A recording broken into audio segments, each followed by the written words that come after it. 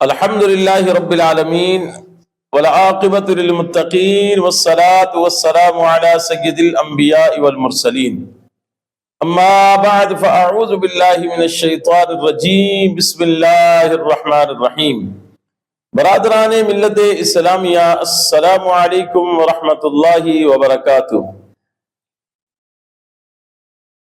آپ دیکھ رہے ہیں ہمارا چینل صدائے حق اور میں ہوں محمد خالد محمود نعیمی حمدانی۔ میرے محترم سامعین و ناظرین،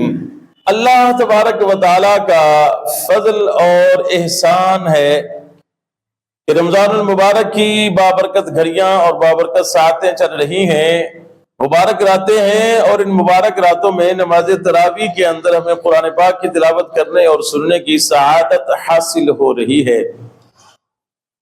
خلاصہ قرآن کے پروگرام کے ساتھ آپ کی خدمت میں حاضر ہوں۔ آج آپ دوستوں کے سامنے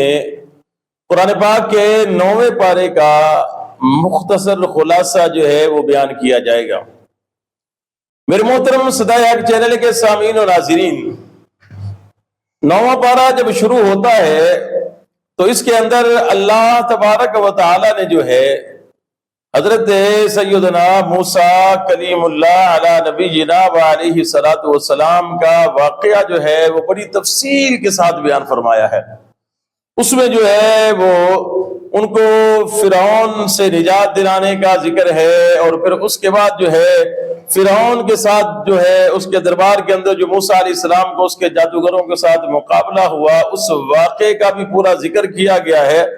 اس کے علاوہ بھی بہت ساری چیزیں جو ہیں پھر بنی اسرائیل پر جو اللہ تبارک و تعالیٰ کے انعامات ہوئے، ان تمام انعامات کا ذکر کیا ہے، اور انعامات کے جواب میں بنی اسرائیل نے جو اللہ تبارک و تعالیٰ کی نافرمانی کی، یعنی اللہ کے حکم کو نہ مانا، اللہ کے احکامات کو نہ مانا، تو پھر اللہ تبارک و تعالیٰ نے ان پر جو عذاب نازل فرمائے ان کا بھی ذکر جو ہے اللہ تبارک و تعالیٰ نے جو ہے اس 9ویں پارے کے اندر بیان فرمایا ہے۔ پھر جب جیسی تلاوت آگے چلتی ہے تو سیدنا موسیٰ علیہ السلام کے واقعے کو بیان کرنے کے بعد اللہ تبارک و تعالیٰ نے جو ہے وہ اسی قوم کے ایک شخص جس کا نام بلعم بن باعورہ جو ہے وہ ذکر کیا گیا ہے، مفسرین کرام نے اس کا ذکر فرمایا ہے۔ یہ جو شخص تھا یہ عبادت گزار تھا اور کتاب کا علم رکھنے والا تھا، اور بعد مفسرین کرام نے لکھا ہے کہ یہ مستجاب الدعوات تھا، یعنی یہ جو ہے جو دعا کرتا تھا اللہ تبارک و تعالیٰ اس کی دعا کو قبول فرماتا تھا۔ جب حضرت موسیٰ علیہ السلام نے بنی اسرائیل کے ساتھ مصر کو فتح فرمایا تو اس کے بعد پھر ان کا مقابلہ جو ہے قوم جبارین کے ساتھ جو ہے ان کی جنگ ہوئی۔ جب قوم جبارین کے ساتھ ان کی جنگ ہونے لگی تو جو جبارین تھے وہ اس بلعم بن باعور کے پاس آئے اور کہا کہ تم جو ہے وہ موسیٰ علیہ السلام کے لیے اور ان کی قوم کے لیے جو ہے تم بد دعا کرو۔ پہلے تو اس نے انکار کیا کہ نہیں، میں ایسا نہیں کروں گا، موسیٰ علیہ السلام اللہ کے نبی ہے اور میں ان کے خلاف بد دعا نہیں کرتا، لیکن انہوں نے پھر اس کو پیسے کا لالچ دیا، اور لالچ کے اندر آ کر جو ہے اس نے جو ہے وہ سیدنا موسیٰ علیہ السلام اور آپ کی قوم کے خلاف جو ہے اس نے بد دعا کی، مگر جب وہ زبان سے لفظ نکالتا تو وہ موسیٰ علیہ السلام کی بجائے جو ہے اس کے اپنے لیے اور قوم جبارین کے لیے وہی الفاظ اس کی زبان سے نکلتے۔ اب جب اس نے 2-4 مرتبہ ایسا کیا اور ایسا ہی ہوا تو وہ چیخنے چلانے لگا کہ ہائے میں برباد ہو گیا، میں ہلاک ہو گیا، میں نے اللہ کے نبی کے خلاف بد دعا کی اور میرا سب کچھ مجھ سے چھین لیا گیا۔ اور پھر اللہ تبارک و تعالیٰ نے عذاب کے طور پر اس کو دنیا کے لیے نشان عبرت بنا دیا کہ اس کی زبان جو ہے وہ کتے کی طرح باہر نکل آئی، جسے اللہ تبارک و تعالیٰ قرآن میں فرماتا ہے 9ویں پارے کے اندر فَمَثَلُهُ كَمَثَلِ الْكَلْبِ، یعنی کتے کی طرح اس کی زبان جو باہر نکل آئی لمبی۔ اور پھر اس واقعے کو بیان کرنے کے بعد اللہ تبارک و تعالیٰ یقیناً یہ ارشاد فرما رہا ہے کہ دیکھو اللہ تبارک و تعالیٰ جو ہے وہ اخلاص کو دیکھتا ہے، تمہاری نیتوں کو دیکھتا ہے، تمہاری اخلاق کو دیکھتا ہے، محض جو ہے عبادت جو ہے وہ کرنا یا محض علم کا حاصل کر لینا یہ بھی نجات کا ذریعہ نہیں ہے جب تک بندہ اس علم پر جو ہے وہ صحیح معنوں میں عمل نہ کرے، اور پھر اخلاص جو ہے یعنی خالص اللہ تبارک و تعالیٰ کی رضا کے لیے اس کے عمل نہ ہو اور اخلاق اس کا اچھا نہ ہو، اس وقت تک وہ کامیاب نہیں ہو سکتا۔ پھر اللہ تبارک و تعالیٰ نے جو ہے کہ قرآن پاک کی عظمت اور شان کو بیان فرمایا ہے اور فرمایا ہے کہ جب جو ہے قرآن کی تلاوت تمہارے سامنے کی جائے تم خاموش ہو کر جو ہے قرآن پاک کی تلاوت کو سماعت کرو تاکہ تمہارے اوپر جو ہے وہ رحم کیا جائے، اور فرمایا کہ وہ لوگ جن کے دل کے اندر ایمان ہے اور اللہ تبارک و تعالیٰ کی خشیت ہے، جب ان کے سامنے قرآن پاک کی آیات پڑھی جاتی ہیں تو ان کے رونگٹے کھڑے ہو جاتے ہیں اور ان کی آنکھوں سے آنسو جاری ہو جاتے ہیں، اور اللہ تبارک و تعالیٰ جو کلام ہے اللہ کا وہ ان کے دلوں کے اوپر اثر کرتا ہے۔ پھر میرے محترم سامعین و ناظرین آگے جو ہے 9ویں پارے کے آخر میں جو ہے سورہ انفال شروع ہوتی ہے۔ سورہ انفال کا ابتدائی حصہ جو ہے وہ اس 9ویں پارے کے آخر میں بیان کیا گیا ہے۔ یہ جو سورۃ الانفال ہے اس کے اندر غزوہ بدر کا ذکر جو ہے وہ بڑی تفصیل کے ساتھ کیا گیا ہے، مگر جو اس کا حصہ جو ہے 9ویں پارے کے اندر ہے سورۃ الانفال کا، اس کے اندر اللہ تبارک و تعالیٰ نے مؤمنین کی 5 صفات بیان فرمائی ہیں۔ وہ 5 صفات کون سی ہیں؟ فرمایا کہ یہ جو ہے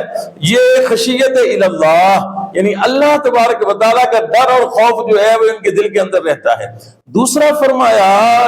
کہ یہ قرآن پاک کی تلاوت کرتے ہیں۔ پھر فرمایا کہ مؤمنین کی صفت یہ ہے کہ یہ نماز ادا کرتے ہیں۔ پھر فرمایا کہ مؤمنین کی ایک صفت یہ ہے کہ یہ جو ہے سخاوت کرتے ہیں، اور پھر فرمایا کہ مؤمنین کی ایک صفت یہ بھی ہے کہ توکل الی اللہ یعنی اللہ تبارک و تعالیٰ کی ذات پر جو ہے یہ مکمل توکل رکھتے ہیں۔ اللہ نے سورۃ الانفال کا جو حصہ 9ویں پارے کے اندر ہے اس کے اندر مؤمنین کی 5 صفات کو بیان فرمایا ہے۔ پھر آگے چل کر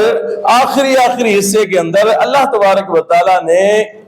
اہل ایمان کو یا ایھا الذین آمنو کے اس محبت بھرے انداز کے ساتھ مخاطب فرما کر 5 خوبصورت احکام 6 خوبصورت احکام بیان فرمائے ہیں، اور ان احکامات پر عمل کر کے یقیناً بندہ جو ہے دنیا میں اور آخرت میں کامیابی حاصل کر سکتا ہے۔ اللہ تبارک و تعالیٰ فرماتا ہے اے ایمان والو، تم جو ہے جب تمہارا دشمن کے ساتھ مقابلہ ہو اور میدان جنگ کے اندر ہو تو پھر پیٹھ مت پھیرو بلکہ بہادری کے ساتھ دشمن کے ساتھ جو ہے وہ مقابلہ کرو۔ پھر اللہ تبارک و تعالیٰ فرماتا ہے ایمان والو اللہ اور اس کے رسول صلی اللہ تعالیٰ علیہ وسلم کی اطاعت کرو۔ پھر اللہ تبارک و تعالیٰ فرماتا ہے ایمان والو جب تمہیں اللہ اور اس کا رسول صلی اللہ تعالیٰ علیہ وسلم بلائے اور تمہیں کوئی حکم دے تو اس کو قبول کرو اور فوراً حاضر ہو جاؤ۔ پھر اللہ تبارک و تعالیٰ فرماتا ہے ایمان والو اللہ اور اس کے رسول صلی اللہ تعالیٰ علیہ وسلم کے ساتھ خیانت نہ کرو اور نہ تم جو ہے آپس میں خیانت کرو۔ پھر آگے اللہ تبارک و تعالیٰ فرماتا ہے اے ایمان والو اللہ سے ڈرو، تقوی اختیار کرو، اور اگر تم ایسا کرو گے تو اللہ تبارک و تعالیٰ جو ہے تم پر فرقان نازل فرمائے گا، تمہیں فرقان عطا فرمائے گا، اور اللہ تبارک و تعالیٰ جو ہے وہ بہت بڑا فضل فرمانے والا ہے۔ پھر آگے فرمایا اللہ تبارک و تعالیٰ نے 6 مقام پر ہے ایمان والو جب تم میدان جہاد کے اندر ہو، دشمن کے ساتھ تمہارا سامنا ہو تو ثابت قدم رہو اور ثابت قدمی کے ساتھ جو ہے دشمن کا مقابلہ کرو۔ یعنی یہ 2 مرتبہ حکم ارشاد فرمایا اللہ تبارک و تعالیٰ نے دشمن کے ساتھ جو ہے ثابت قدمی کے ساتھ اور ڈٹ کر کھڑے ہونے کا حکم ارشاد فرمایا۔ میرے محترم سامعین و ناظرین یہ 9ویں پارے کا مختصر خلاصہ تھا، اور جو اس کے بنیادی احکامات تھے، جو مرکزی احکامات تھے، ان کا مختصراً آپ کے سامنے ذکر کیا گیا۔ انشاءاللہ العزیز اللہ تبارک و تعالیٰ کی توفیق سے سورۃ الانفال کا جو آخری حصہ ہے جو 10ویں پارے کے اندر ہے وہ انشاءاللہ اگلے پروگرام میں کل ذکر کیا جائے گا۔ میں امید کرتا ہوں کہ آپ کو ہمارا یہ آج کا پروگرام پسند آیا ہوگا۔ اگر پروگرام اچھا لگے تو اسے اپنے دوستوں کے ساتھ، ساتھیوں کے ساتھ شیئر ضرور کیجیے گا۔ فی امان اللہ، السلام علیکم ورحمۃ اللہ وبرکاتہ۔